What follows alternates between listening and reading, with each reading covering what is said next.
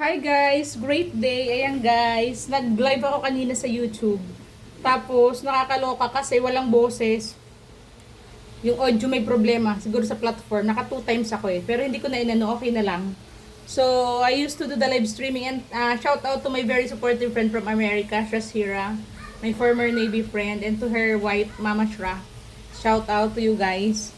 And thanks for standing by, even though my audio a while ago is not good, okay? So this is the food that I'm doing the live streaming. Okay, this is the yummy food. We call this here in the Philippines sarakot, guys. Okay, napakasarap nito, guys. Sarakot. Magpapadami na naman ako ng kain. This is a combination of squash, string beans. Tapos, kailangan nito may okra pa, but I don't buy okra eh. So, I have eggplant here and the bitter gourd. Okay, so as you can see, this is so yummy. Ayan. Sabi ko, iluluto. Ayan, nagmantika na siya guys, ang bongga. O, takpan ko ng kaunti. Okay. So, ang secret lang naman dyan guys, kailangan unahin yung ilagay yung matigas na na gulay. Yung matagal maluto.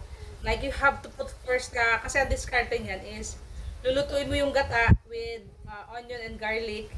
And if you want to put tomato, pwede din.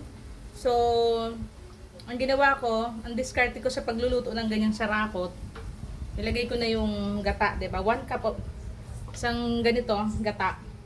I put the onion, the garlic, the bagoong. I have this one. Panimpla ko guys, bagoong. Kasi iniisip ko karning baboy, kaso sabi ko, nag-iiwas nga tayo sa tamantika, di ba? And I have dilis. I remember I have anchovy. Dried anchovy. So, yun yung sahog ko, anchovy. Okay, so titimplahan mo na siya doon. Kung makuha mo na yung gusto mong lasa, and that's the perfect time to put the gulay one by one.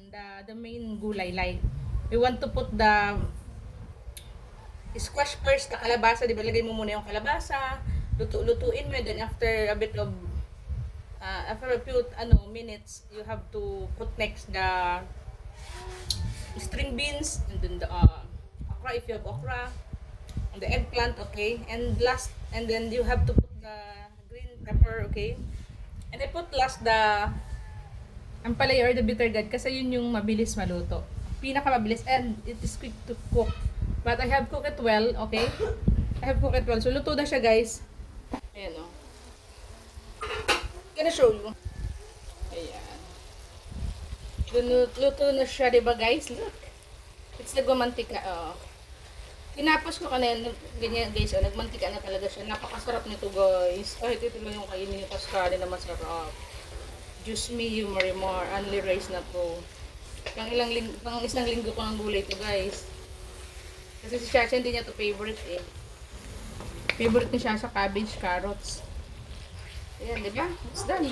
Broccoli, mga paborito ni ate. Ayan. Tangkong Okay? So, ayun, I have made it live. Pwede nyo watch yung live kasi the problem during my live stream is walang sound. So, you can still follow the naman. Yun doon. Okay, bye and thanks for watching.